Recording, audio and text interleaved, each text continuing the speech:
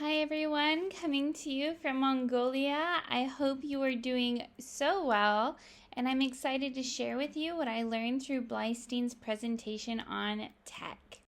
Here is just a quick overview of what we are going to be going over throughout this PowerPoint. Section 1 is SAMR and Universal Design, and Section 2 is Tech Sabbath.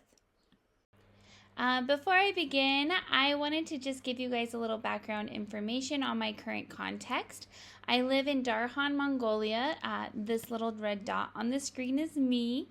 The population is 74,784, and we are considered a more rural area, although we are the second biggest city in Mongolia. In here, technology being paired with education is still developing. I work at a private high school teaching speaking and writing to 10th and 11th grade students.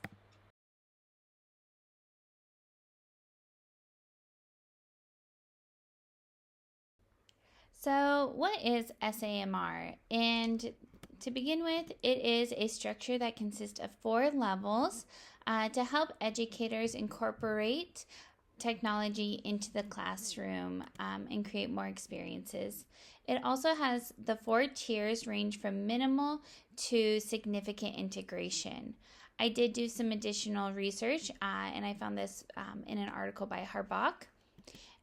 Universal Design, on the other hand, has a broader view and is more focused on accessibility of education and integration, making the classroom a more inclusive and safe space for all of our students.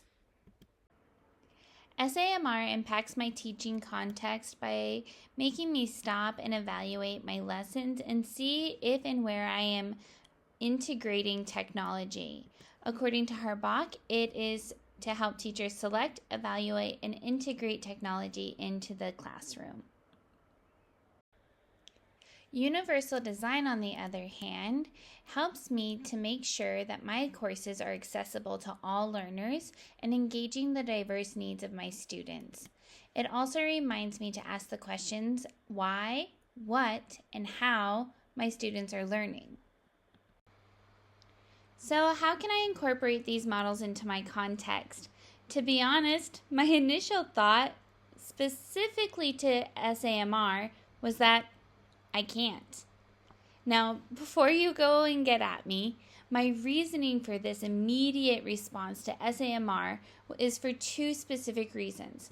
The first being, my students aren't allowed to have phones at school at all. At the beginning of the day, their homeroom teachers will confiscate their phones so that the students are not on them. And the second reason was AI. My students have proven to me inside and outside of the classroom that they have an over-reliance on ChatGPT, chatbots, AI, or Google Translate. So this resulted in me feeling hesitant to incorporate any technology into my students' classroom because I want them to be critical thinkers and I want them to be creative, but often they rely on this. Now, I myself do use technology in my classroom through PPTs and online activities, but I wondered, how can I create a class environment where my students can use technology responsibly and honestly?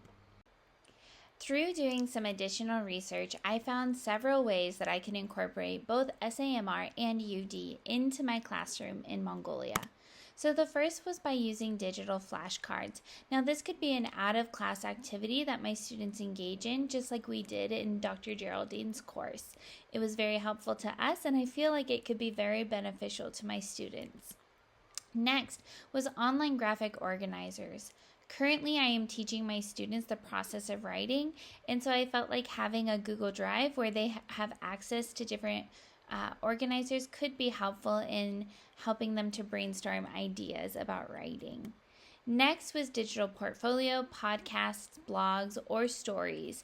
Now, I am working on portfolios with my students, and I don't think that I trust them enough to do this yet outside of class, but I do think maybe someday this could be a fun idea to incorporate. And lastly, connecting them to a pen pal in the US through Zoom or Skype. These are all found in Harbach's article, and they all cover the 4 different tiers of SAMR. Next comes UD and how to incorporate it into my class.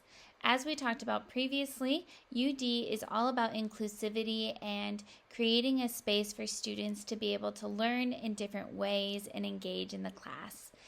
So the first one was using a variety of different course materials. As we all know, our students are individuals with individual needs, and we need to meet them. So incorporating different types of learning activities such as kinesthetic versus audio, visual, things like that.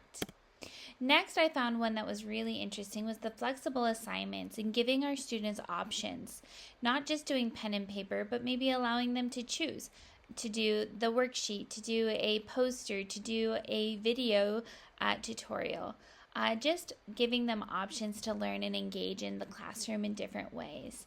Next was collaborative learning, and this one is especially useful in my context because it was talking about creating an online platform for students to engage in the class, whether they're in class presently or outside of class. In Mongolia, students often miss several months of class, or at least weeks, due to Olympiads or sickness or dance or sports. So creating a space online where my students could still access all of the class material would really be beneficial to them. And lastly, assistive technologies to help students with disabilities engage in the course material in a fun and active way. So what I learned from these models was, first, I haven't really incorporated tech as much as I thought I had. Yes, I use technology, but I haven't really incorporated it enough for my students. And tech and education go hand in hand, and as technology advances, I believe the classroom is going to become a very tech-savvy place, and some even believe that using technology in the class creates greater learning outcomes for our students. And finally, there are many new and creative ways that I can use in the classroom, use technology, or outside of the classroom to engage my students in learning. Now for UD, it again reminded me, as I said earlier, my students are individuals and they don't have the same needs. And I, as their teacher, need to adapt and understand what their needs are. It could also help me deal with the attendance issue, ensuring that all of my students have the opportunity to learn if they desire, and creating a space for them all so that they can access the materials readily.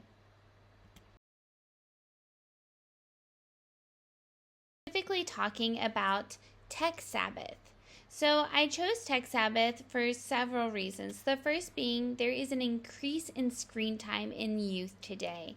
Fortune magazine specifically shared that the average teen spends 5.5 to 8 hours on technology a day. That is a massive amount of time for students, and specifically the age group I'm working with, to be on technology. Next, the University of Michigan said 2 of those hours are on TikTok alone, and that is wild to me. I do think that this could be slightly less in my context, as my students are not allowed their phones during the school day. But still, I know that my students stay up late and they come to school tired, and a lot of the time I wonder how their sleep quality is. And this leads me to talk about health concerns. The increase of technology and the increase of use in technology has led to depression, isolation, and even social anxiety in many of my teens. And so then thirdly, I want to make it even more specific to Mongolia. In Mongolia, my students are often left to their own devices. Parents are off working, and so the older children are caring for the younger children.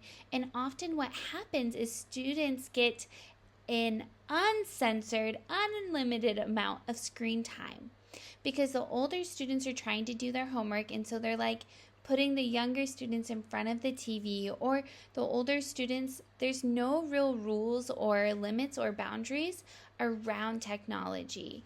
And so I really feel like it would be beneficial for me to teach my students about Tech Sabbath.